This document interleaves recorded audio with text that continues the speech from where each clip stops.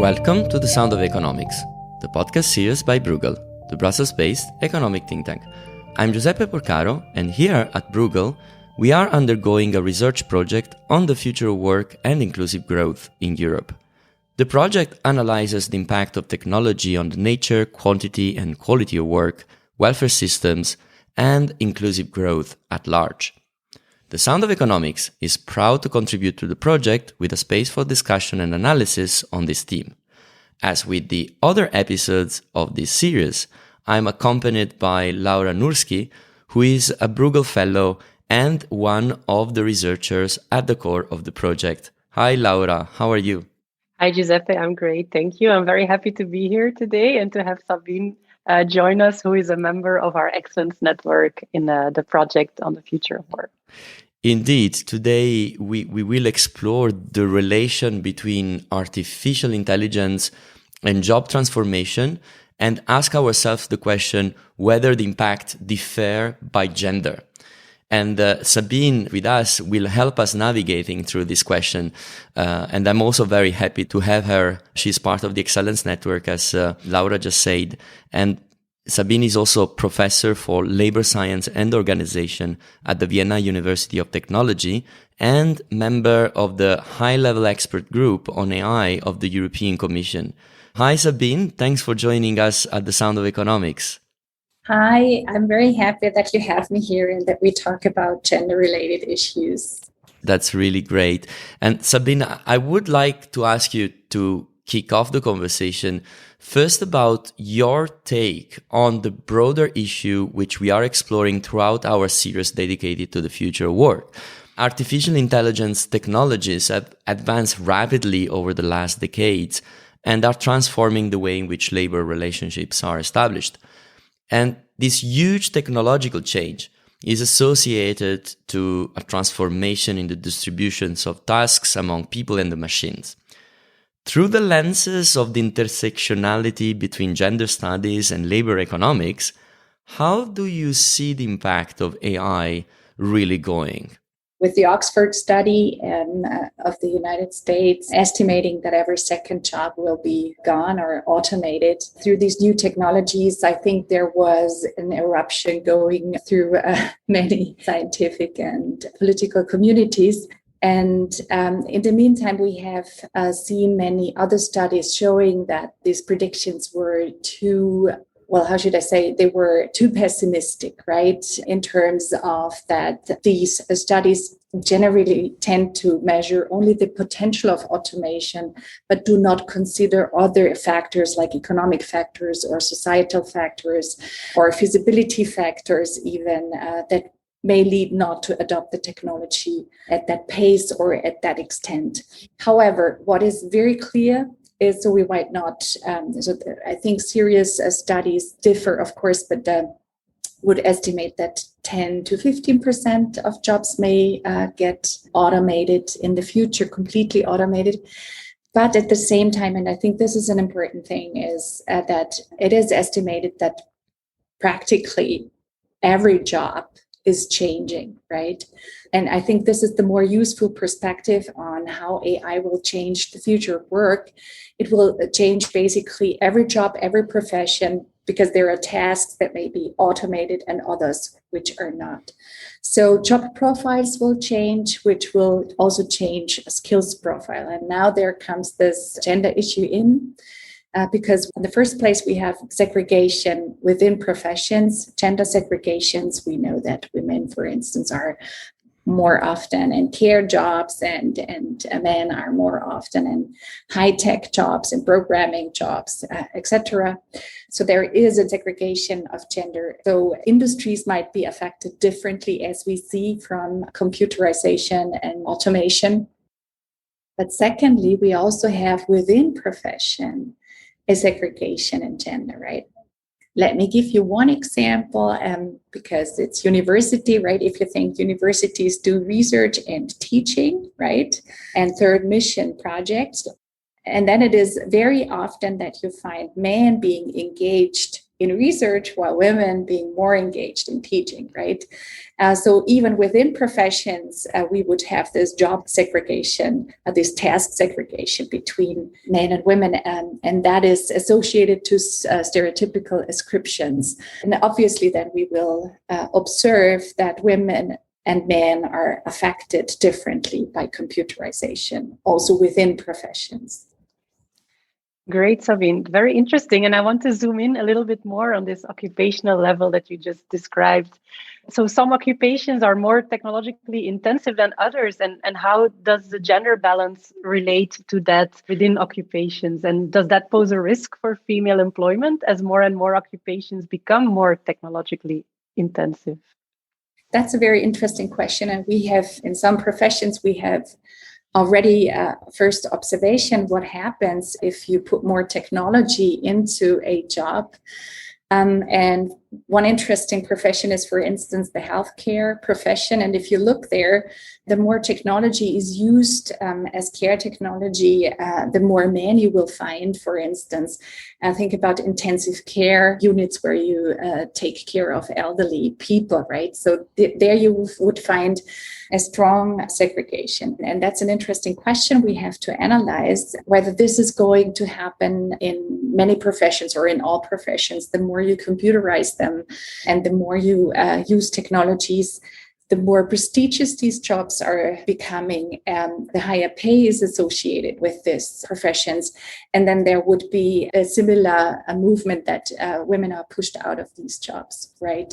And there is evidence, we know that pay is much lower in jobs with a high degree, that require a high degree of social skills, whereas pay is much higher in jobs which require, for instance, technical mathematical skills. The interesting thing is, however, and this is already in 2012 or 13, I think the report was published, the World Economic Forum published a study by David Denning from the Harvard University, and he was looking at the change of share in jobs in the United States between 1980 to 2012, looking at two dimensions, right? How many mathematical skills are required within a specific job and how many social skills are required. And you would have jobs which require a high degree of both types of skills and so forth.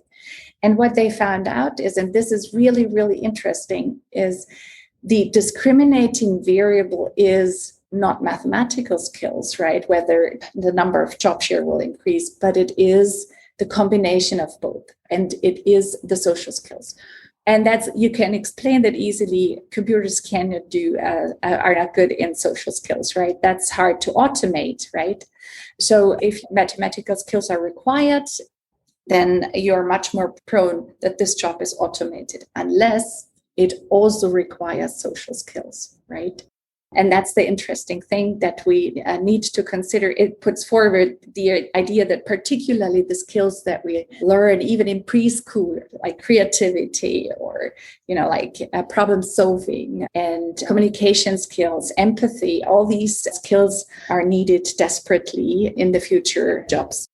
So, Sabine, if the centerpiece of the puzzle between the distribution of tasks and jobs between humans and the machines is about skills, which are the main challenges of proper skilling across genders?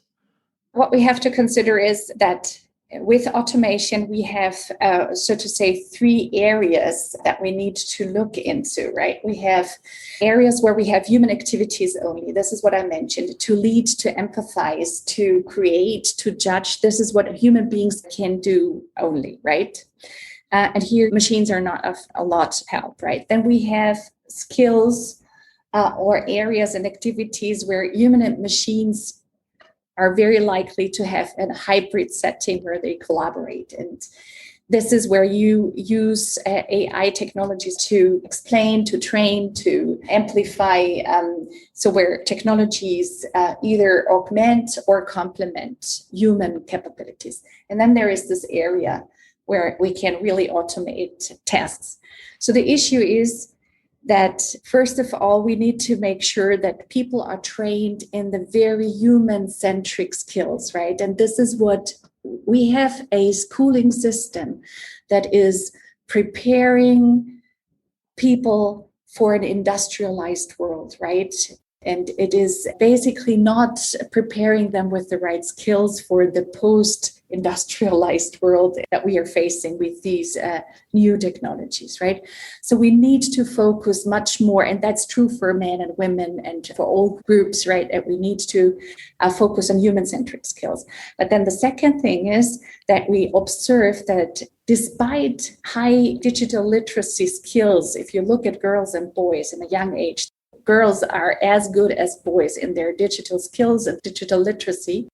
But obviously, through education systems, their self-esteem is not very high. And so one of the problems is that they do not have a sufficient self-efficacy. And so they might choose then different studies instead of, going for mathematics and ICT and engineering studies. They opt out and go to social sciences and humanities. And that's one of the issues that we have very early gender segregated education of people. And this is the second thing where we have to look at. We have to make sure that women are much more engaging in science, technology, engineering, and mathematics studies, so in the STEM subjects. I fully agree. And we can relate that to so many things, not just technological change, how it's changing the nature of work, but also technology is changing product markets and expectations of consumers and how we deliver products as services through platforms, how everything has to move fast and how organizations have to be more agile to respond to these changing consumer demands. And that also changes the way we organize work inside organizations.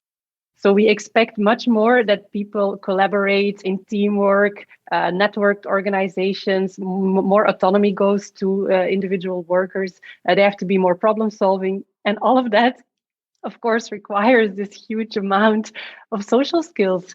So yeah, all of that is changing the way we work together in organizations with other people and with machines. And for that, social skills will still be hugely important. And I think of my experience as a data scientist in the financial sector, which requires, of course, a lot of mathematical skills, but also social skills to explain your models to other parties in the organization. So data scientists had to have both this combination of mathematical skills and social skills, but still we needed then even additional people in our team that were called business integrators or business translators.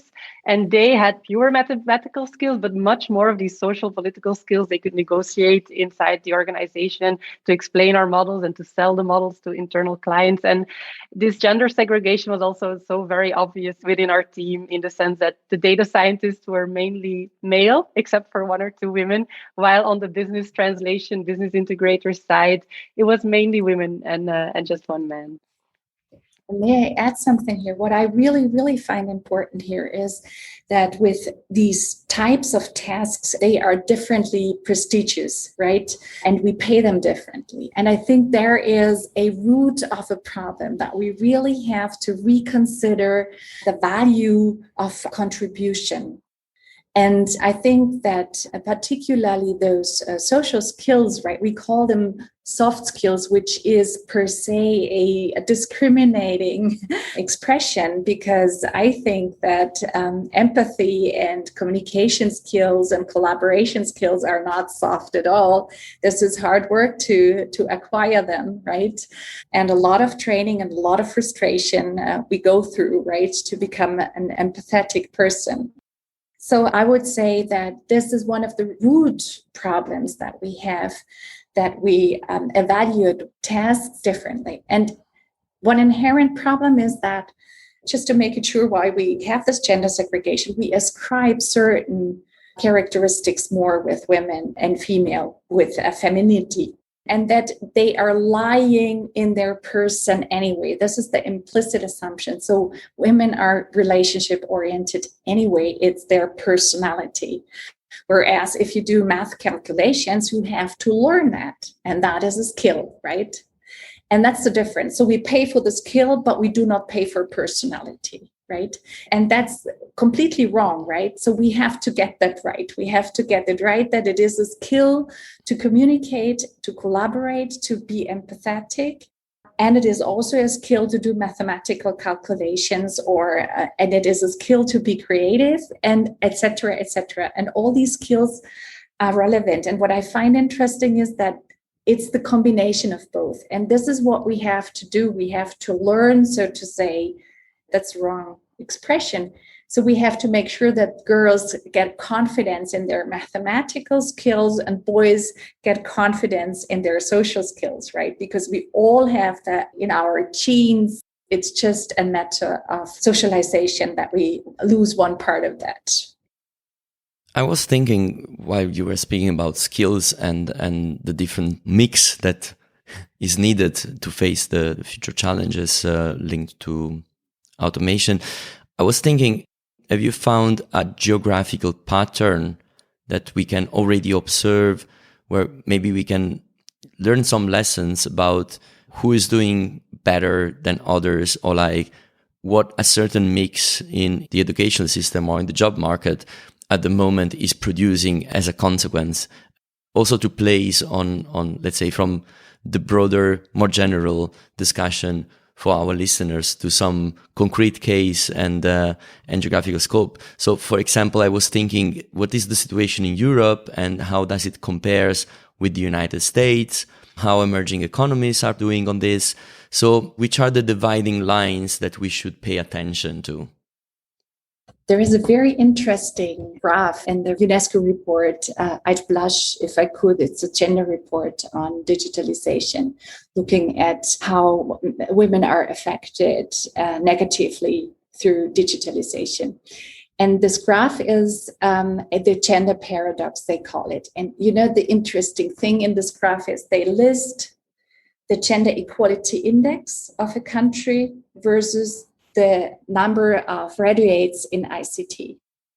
And it is a significant negative correlation, showing that countries with a very low gender equality index have much higher numbers of graduates in female ICT studies, which is a paradox, right? It does not say anything about whether these women are then integrated in the job markets. Very likely not, right? Because in Europe, we have an integration of 50% of women are in the job market with these educations. In these countries, like, for instance, Saudi Arabia, we have 25% of the women integrated in the job market. So it's not likely that these women are, in fact, working. But what we can see is that obviously other factors or specific factors lead to the point that women are attracted by these studies. But that is what we have to analyze. So talking about geographical difference, right, we can observe that particularly in countries where we have a high gender equality index already, so we are further in our gender equality movements, we see less female ICT graduates. And then we have to look into this paradox and figure out what is the case here. And I assume it is a competition about prestigious and well-paid jobs that women are still losing out, right? That is so interesting. And it's a paradox indeed, because before you were talking about self-esteem issues that might lead to girls not even trying to get these degrees and into these jobs. And this paradox actually shows that there's more going on than just the self-esteem issue, because even if women overcome that and they do enter those trainings, they still don't make it into the job market. I hope that in this project, we will try to get some answers to that paradox. Yes, indeed. I think that this is extremely interesting, especially what you say, that is in countries where probably women are not even entering in the job market at all. And it will be fascinating to perhaps have some case studies to understand better what exactly is going on there. And also, I would say, if there is some sort of potential to tap in these kind of things, if this is some sort of seed to be used in the near future in order to tap into this pool of skills that is being developed over there in order to change also, the mindset in those countries. But moving on from, let's say, the analysis part to the policy, what can we do in order to move forward on the agenda?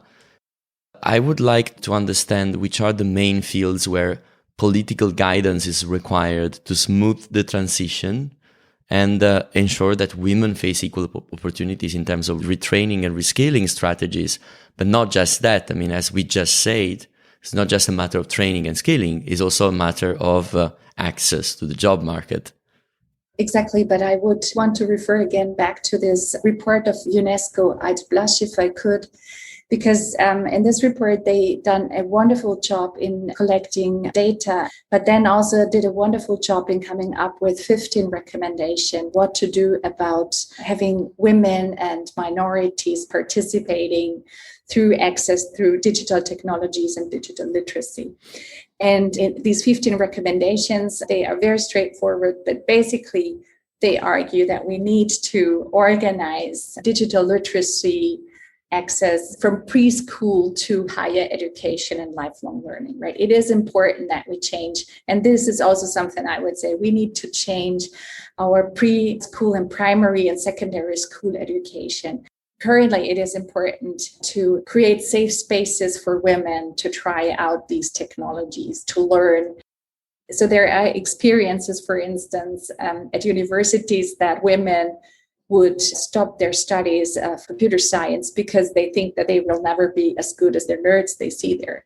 And it's not good maybe to make a course for men and for women, but universities have started to have gold labeled course and black labeled course, where in the black labeled course they promise to do all these weird and tough problems where the nerds go in, and in the gold labeled courses, right, the rest of the students goes in and they start from scratch to learn programming and things like that.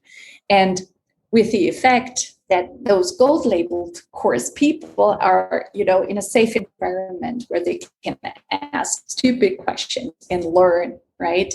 Feel safe to acquire this knowledge. And they are extremely successful at the end of 2 semesters, right? This is what reports say. They are even better in programming than the black label courses because they think they know everything and there is much more specific discussion going on and people are not so willing to, learn things from the scratch and adapt. And so I think there are many, many experiences, but what we need to make safe spaces so that girls and women can acquire these digital skills. Another thing, and that is what I said before, we need to fundamentally change culture in terms of reflect gender stereotypes. And I did work, for instance, on female engineers and their professional identity at universities as a researcher, as a scientist. And one of the issues was always that the gender identity being female does not match with the professional identity of being an engineer. So you constantly have to negotiate your own social identity, which the profession and the gender identity is part of, right? And this constant negotiation to have an explanation, why am I here as a woman in this male job, right?